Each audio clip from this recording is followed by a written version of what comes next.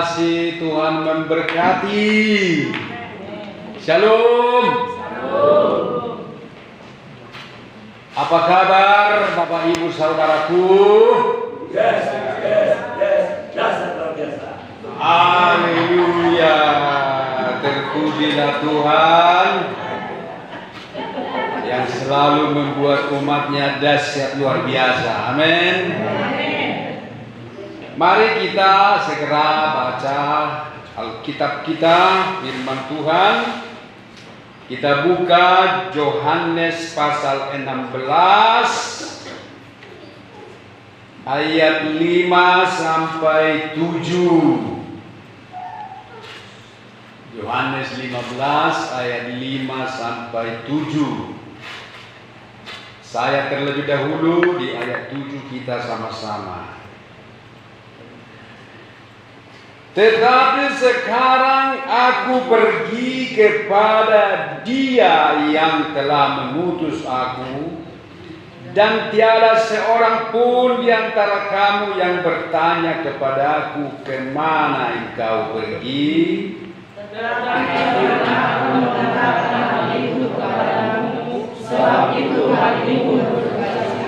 Sama-sama.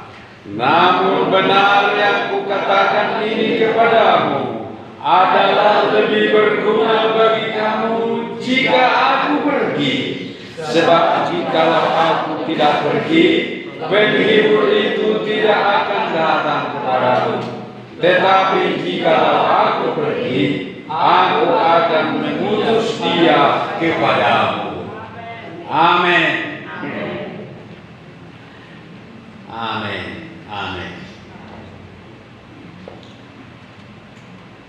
Yang kita baca ini adalah perkataan Yesus kepada murid-muridnya sebelum Dia disalibkan. Sebelum Dia disalibkan dan mati, Yesus sudah memberitahukan kepada mereka terlebih dahulu bahwa Dia akan pergi.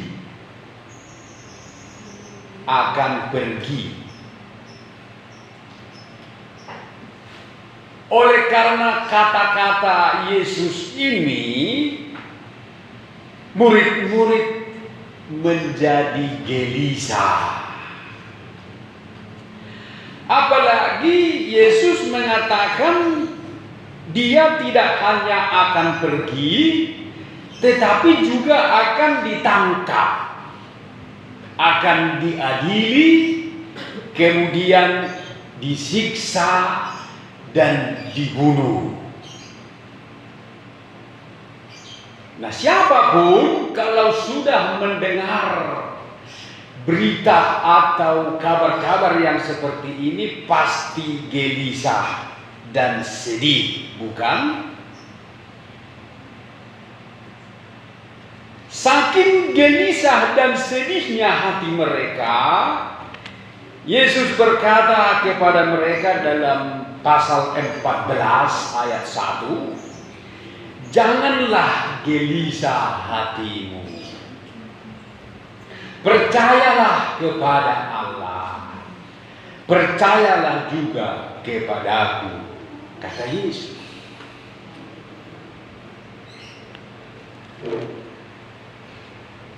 Oleh karena Yesus hendak mau pergi meninggalkan mereka, maka murid-murid berduka cita. Ini dituliskan dalam ayat 6 yang kita baca tadi. Ayat 6. Tetapi karena aku mengatakan hal itu kepadamu, sebab itu hatimu berduka cita. Ya, berduka cita. Dan duka cita murid-murid ini sangat berat.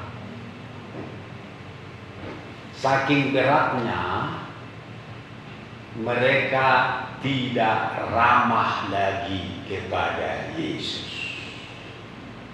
Apa ibu bapak? Tidak ramah lagi.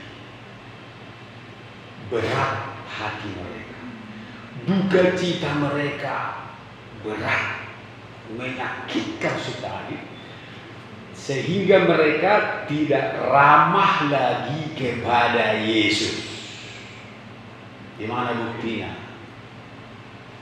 Ayat 5. Tetapi sekarang aku pergi kepada Dia yang telah mengutus aku, dan tiada seorang pun di antara kamu yang bertanya kepadaku, kemana engkau pergi? Inilah tidak ramah lagi mereka. Tidak lagi ada yang bertanya. Tak satu pun di antara murid itu yang bertanya, kemana engkau pergi, Guru? Kemana engkau pergi, Tuhan? Sugudur wasongnya. Sugudur wasongnya. Nunggal saya senari tahun saya ada cerita, apelang harus nama nukun. Dan peduli dalam bumi seluruh dalam masyarakat. Manukku pelang olo. So dia maharwama. Nah jolo kan tangadong de PHP, mulai naikkan biasa nomor tarik kalau makan. Jangan masyarakat asing maka ibakan wajar, ya kan? Wajar kan? Shalom. Ya kan? Begitu kan sekarang kita pun ngomong sama orang kalau dia main HP. Sering begitu, tapi dulu belum ada HP. Kalau sekarang orang cuek seperti itu ya lumrah. Nah itulah, tapi murid-murid ini mengapa mereka bersikap seperti itu sama Yesus? Karena mereka berduka cita. Hati mereka galau, sedih, takut, bimbang, gelisah, dan resah. Seperti bintang film idola kita dulu bernyanyi. Resah dan gelisah menunggu di sini. Ibarat kamu dimain lagu di sudut sekolah, tempat yang kau janjikan, menanti pacar jawabku. Resah dan gelisah. Ibu bapak, ada yang berduka cita di sini oleh karena beratnya persoalan kita, sehingga tidak ramah lagi sama pendeta. Tidak ramah lagi sama ibu gembala. Adakah yang berduka cita di sini karena kusakiti atau disakiti oleh Bu Gem? Ada? Tidak ada. Itu contoh. Atau temanmu menyakitimu sehingga kamu tidak ramah lagi sama dia. Bertobatlah. Kadang persoalan yang sedang kita alami diizinkan oleh Tuhan. Itu bukan untuk menghancurkan kita. Yesus harus naik ke surga dan mengutus Roh Kudus adalah rencana Allah. Tetapi rencana Allah ini ditanggapi murid-murid itu menjadi sebuah duka cita bagi mereka. Ini mengajarkan kepada kita, kalau hidup kita ada di dalam Tuhan, kita ada dalam rencana Dia. Kita ada di dalam rancangannya. Bukankah kepada bangsa Israel Allah berfirman dalam Yeremia 29 ayat 11, Sebab aku ini mengetahui rancangan apa yang ada padaku mengenai kamu. Bukan rancangan kecelakaan, tetapi rancangan damai sejahtera, yaitu hendak memberikan kepadamu hari depan yang penuh harapan. Padahal waktu itu bangsa Israel sedang dalam pembuangan, dalam perbudakan. Allah sedang membuang mereka ke Babel. Ditawan oleh Raja Nebukadnezar, diambil dari kampung halamannya, dirobohkan rumahnya, dihancurkan kotanya, lalu orangnya dibawa ke Babel dan dijadikan budak di sana. Tetapi Allah masih berkata kepada umat itu, rancanganku bagimu bukan rancangan kecelakaan. Padahal mereka sudah celaka. Dan celaka benar rohamu galihatuban ihutani halak. Dan celaka dope narohamu mulu jabuna dirobohkan, dibakar. Dan celaka dope molok kotana, bahkan bait Allah tempat mereka beribadah diruntuhkan. Dan celaka dope mulu seluruh hartanya dan anak-anaknya di depan matanya dibunuh. Celaka dope warni, tapi Tuhan katakan bukan rancangan kecelakaan, melainkan rancangan damai sejahtera.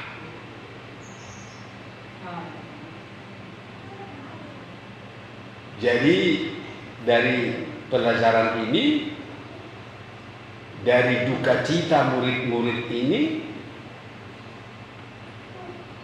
kita belajar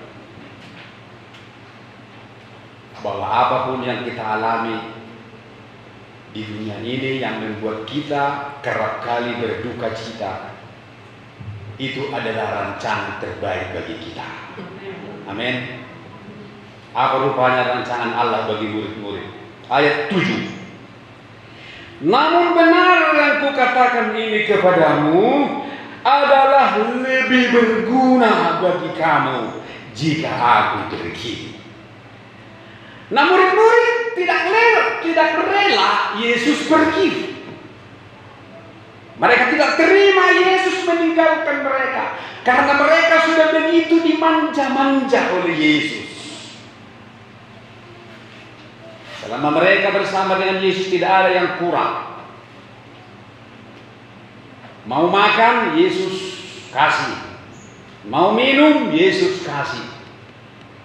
Mau uang, Yesus kasih. Mau sembuh, Yesus lakukan. Mau menyatakan pernyataan kemuliaan, mau melihat mujizat rohani, Yesus beri mereka melihat kemuliaannya. Tidak ada yang kurang ketika mereka bersama Yesus. Itulah makanya mereka sangat keberatan dan sedih hati ketika Yesus katakan, aku mau pergi. Tetapi apa kata Yesus? Adalah lebih berguna bagi kamu jika aku pergi. Di mana bergunanya? Sebab jikalau aku tidak pergi, penghibur itu tidak akan datang kepadamu. Tetapi jikalau aku pergi, aku akan mengutus dia kepadamu. Amin. Itulah artinya bahwa Yesus mau memakai murid-murid itu lebih dahsyat lagi. Amin. Yesus mau menyatakan kepada mereka perbuatan-perbuatan yang lebih besar lagi ke depan. Maka dia harus pergi dan mengutus Roh Kudus kepada mereka. Dan Roh Kudus itu adalah kehadiran Yesus dalam rupa Roh Kudus, dalam pribadi Roh Kudus di dalam diri mereka yang akan tinggal menyertai mereka. Jadi sebenarnya apa yang dirancang oleh Yesus ini naik ke surga? Untuk membuat murid-murid lebih berbuah lagi. Amin. Untuk memberikan kepada mereka lebih banyak lagi. Jadi segala persoalan-persoalan kita itu adalah rancangan Allah bagi kita. tujuan Tuhan, dia mau lebih lagi memberkati kita. Yang percaya katakan amin. Makanya jangan berduka cita sehingga keramahan kita kepada Tuhan dan sesama berkurang. Jangan. Jangan banyak Roh Kudus, penghibur, penolong. Dalam Yohanes 14 ayat yang ke-15 begini. Yohanes 14 ayat 15. Ini Roh Kudus. Jikalau kamu mengasihi aku, kamu akan menuruti segala perintahku. Aku akan minta kepada Bapa dan Ia akan memberikan kepadamu seorang penolong yang lain, supaya Ia menyertai kamu selama-lamanya. Amin. Yaitu Roh kebenaran. Dunia tidak dapat menerima Dia, sebab dunia tidak melihat Dia dan tidak mengenal Dia. Tetapi kamu mengenal Dia, sebab Ia menyertai kamu dan akan diam di dalam kamu. Dunia tidak mengenal Roh Kudus. Dunia bosan dengan Roh Kudus. Dunia tidak mengasihi Roh Kudus. Ada di sini yang bosan dengan Roh Kudus? Terus Roh Kudus, Roh Kudus, Roh Kudus. Dua satu mana Roh Kudus, Roh Kudus, Roh Kudus. Aku jauh anak. Selalu. Dunia tidak mengenal Dia, tetapi hanya orang-orang murid-murid yang mengenal Dia, mengasihi Dia, melihat Dia. Jadi orang yang bosan dengan Roh Kudus dunia. Tapi di sini tidak ada, maaf, amin. Jelas dikatakan dunia tidak melihat Dia, tidak mengenal Dia, tidak menerima Dia. Dunia bosan dengan Dia.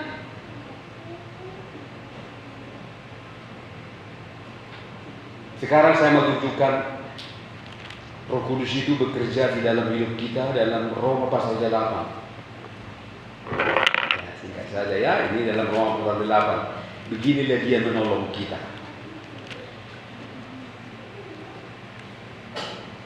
Roma pasal 8 ayat 24 25. Tetapi jika kita mengharapkan apa yang tidak kita lihat, kita menantikannya dengan tekun. Garis bawahi kata tekun. Demikian juga Roh membantu kita dalam kelemahan kita. Apa kelemahan kita? Apa kelemahan orang Kristen? Tidak bisa tekun. Itu kelemahan yang paling besar. Tidak bisa tekun. Kadang kita olodo somon ri nauna tutu mercibu tokin, ya kan? Jadi ebak kamu ri tokin doi, wah alai to mele, mito dakai dabi, alai ikom mahita somon batangai namangul. Mau hidup mata naik nama ngulu, mata air yang hidup na ngor-ngor. Dan pola karasi mana? Biasa saja tapi ngor-ngor terus, gak pernah mundur, gak pernah berhenti. Terus dia ada kehidupan. Jadi Roh Kudus akan membantu kita dalam kelemahan kita. Di mana kelemahan kita adalah tidak bisa tekun menantikan pengharapan kita. Karena dalam ayat 25 kan di sana ada kata pengharapan. Mengharapkan apa yang tidak kita lihat. diperlukan ketekunan. Mengapa rupanya harus perlu tekun? Sebab kalau kita tidak tekun sampai pada akhirnya kita gagal. Yesus berkata, tetapi orang yang bertahan sampai pada kesudahannya akan dibinasakan, begitu? Diselamatkan.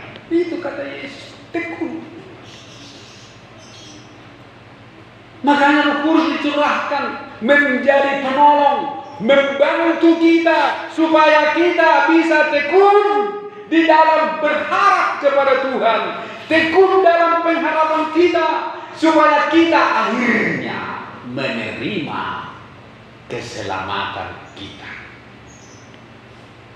Siapapun kalau tidak tekun, dan ketekunan ini saudaraku dikerjakan oleh Roh Kudus dalam diri kita, bukan hanya kita dikuatnya tekun dalam perkara-perkara rohani, tetapi juga di dalam pekerjaan sehari-hari pun Roh Kudus bisa memberikan kita ketekunan.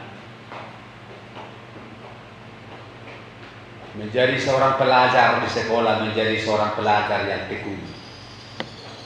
Menjadi seorang suami yang tekun mengerjakan pekerjaan setiap hari, walaupun mungkin hasilnya tidak terlalu membludak, tetapi karena tekun akhirnya Tuhan berkati. Amin.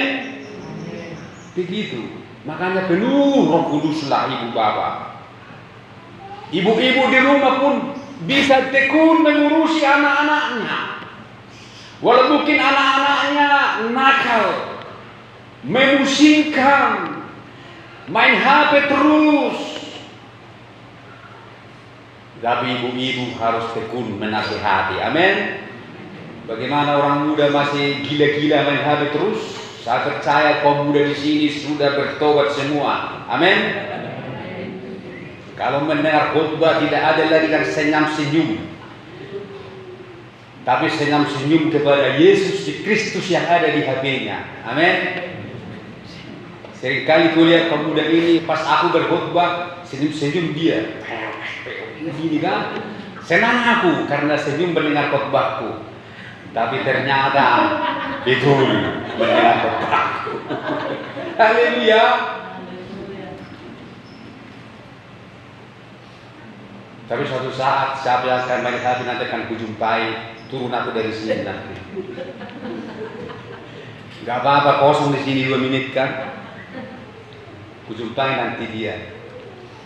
Makanya hati-hati. Jadi Roh Kudus itu membantu kita tekun, termasuk untuk dapat kita tekun berdoa. Nah, di sini demikian juga Roh membantu kita dalam kelemahan kita, sebab kita tidak tahu bagaimana sebenarnya harus berdoa. Jadi Roh Kudus, begitulah Roh Kudus, seorang penolong yang lain. Jadi Roh Kudus itu pribadi, seorang katanya, seorang. Berarti pribadi. Itulah makanya ayat ini diambil oleh agama lain yang bukan Kristen, yang mengatakan bahwa Yohanes 14 ayat 15 itu katanya seorang penolong yang lain itu katanya itu nabi mereka. Itulah nabi kaminya itu. Jadi setelah Yesus Kristus ada lagi seorang penolong, yaitu seorang nabi, itulah nabi kami katanya. Ibu tahu mulai kan? Syahmat. Syahmat bin si Muhammad. Dan Roh Kudus ini ada di antara di dalam orang Kristen. Jadi kalau ini nabi yang mereka katakan yang tinggal di dalam diri orang Kristen, di dalam diri orang Batak. Orang Batak kan makan babi, ya kan? Mana cocok? Cocok naruhamu na sumalang jagal baby, rakdo na malang jagal baby. Jangankan satu rumah, satu piring pun gak bisa. Tapi ini kan Roh Kudus tinggal di dalam orang Kristen. Saya orang Kristen. Ya kalau Muhammad tinggal di dalam aku kan gak mungkin lah. Aku kan makan babi, ya najis lah. Jadi bukan, mereka salah. Roh Kudus itu bukan Nabi Muhammad seperti yang mereka kira. Tetapi Roh Kudus itu adalah pribadi Allah, oknum Allah yang ketiga. Amin. Yang turun ke dalam dunia, tinggal di dalam kita, menggantikan Yesus. Artinya Yesus yang hadir dalam diri kita, dalam rupa, dalam pribadi Roh Kudus, supaya Yesus ada di mana-mana. Amin. Jadi Yesus harus naik ke sorga dan dia turun lagi. Tapi dia turun bukan lagi dalam tubuh jasmaninya seperti yang dulu ketika dia disalibkan. Tetapi dia turun lagi ke dunia dalam Roh Kudus. Supaya apa? Supaya Yesus ada di mana-mana. Ada di dalamku, ada di dalammu, di dalammu, di dalammu, di dalammu, dan di dalam semua orang percaya yang ada di seluruh dunia. Sehingga dia ada di mana-mana. Sehingga Yesus ada di mana-mana. Kalau dulu dia tidak naik ke sorga, dia hanya ada di Yerusalem, di Palestina, di Israel. Sehingga dia tidak bisa hadir di sini. Dia tidak akan pernah hadir di Siantar kalau dia tidak naik ke sorga. Kalaupun dia mau kita undang dia khotbah di sini, kita harus antri. Mungkin 100 tahun baru kita dapat giliran. Ya kan? Karena banyak yang mengundang dia. Berjubel-jubel. Gereja Tuhan Yesus, nah kan? Gereja nami so, di kepison, molo so naik di mana surga. Jadi dia naik ke surga, dia turun lagi dalam rupa Roh Kudus supaya dia ada di mana-mana, menolong setiap kita, menolong siapapun yang percaya kepada dia di seluruh dunia ini, membantu kita, membuat semua orang Kristen tekun dalam pengharapannya, juga tekun berdoa. Bahkan Roh Kudus juga berdoa untuk kita. Amin.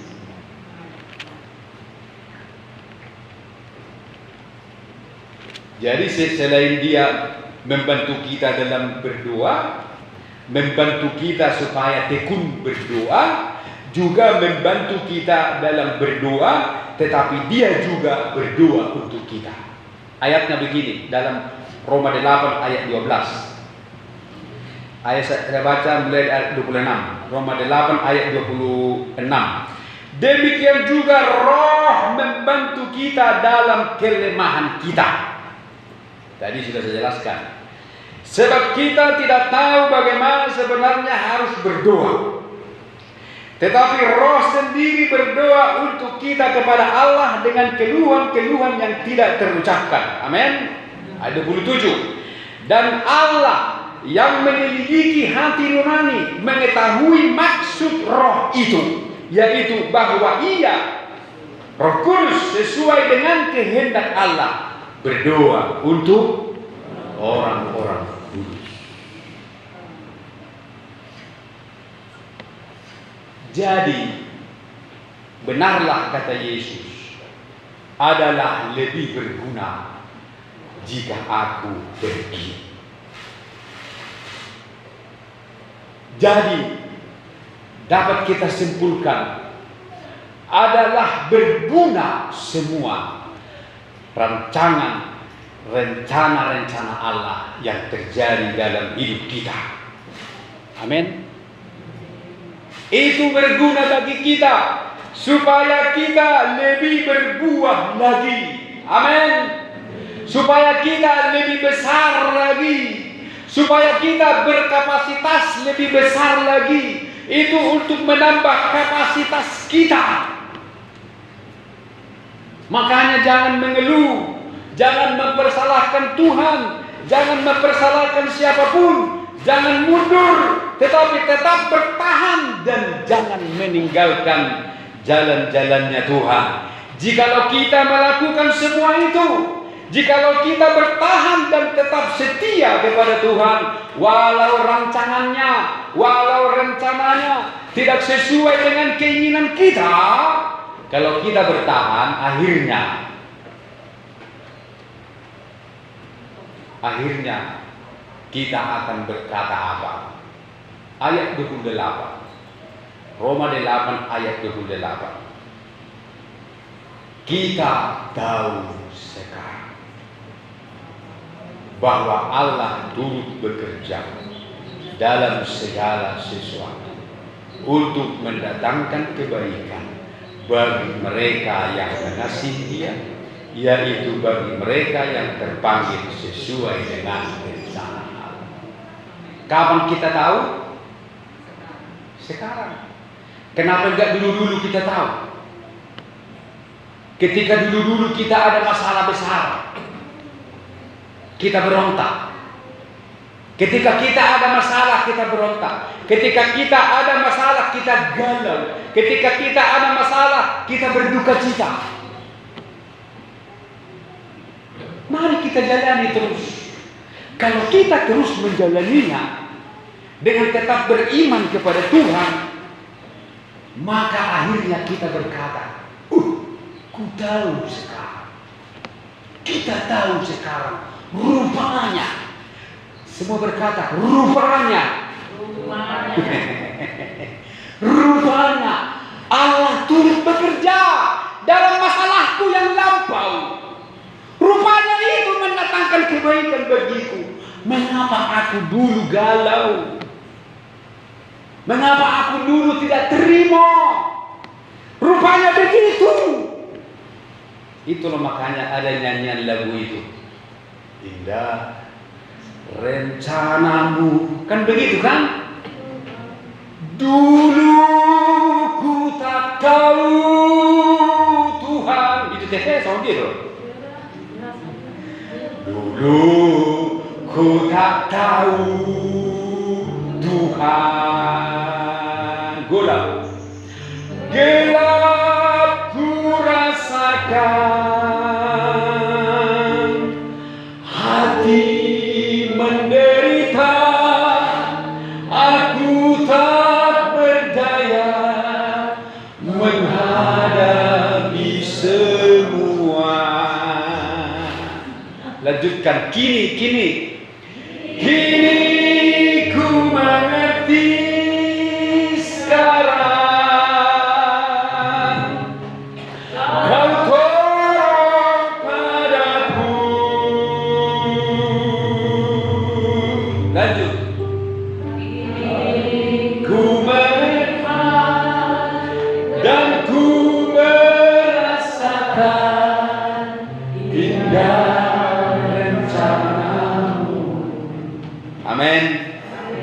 Jangan sampai terlambat.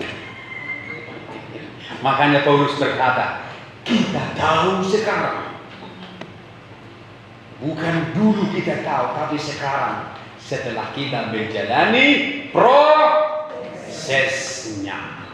Karena itu jalanilah prosesnya. Jangan berduka cita, tapi tetaplah bersuka cita. Memang dulu murid-murid berduka cita.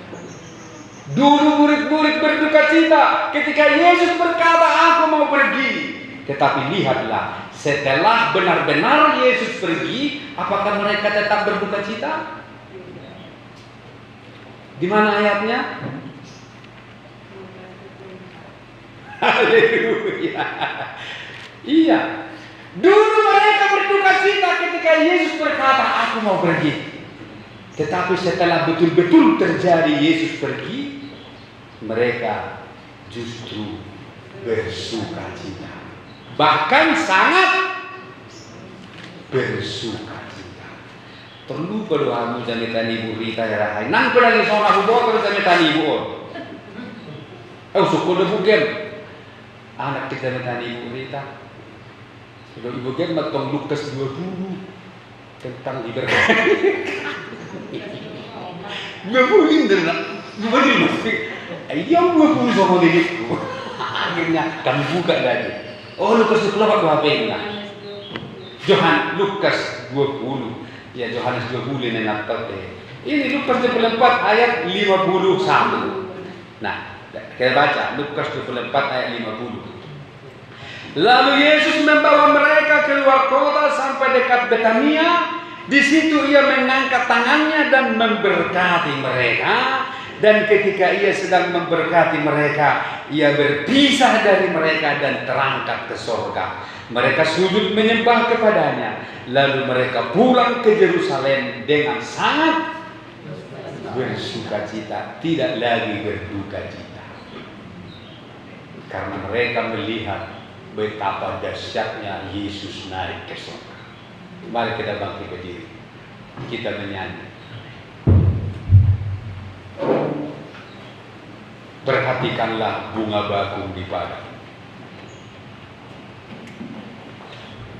Perhatikanlah burung-burung di udara yang dia pelihara. Terhadap burung-burung di udara yang tidak ada harganya.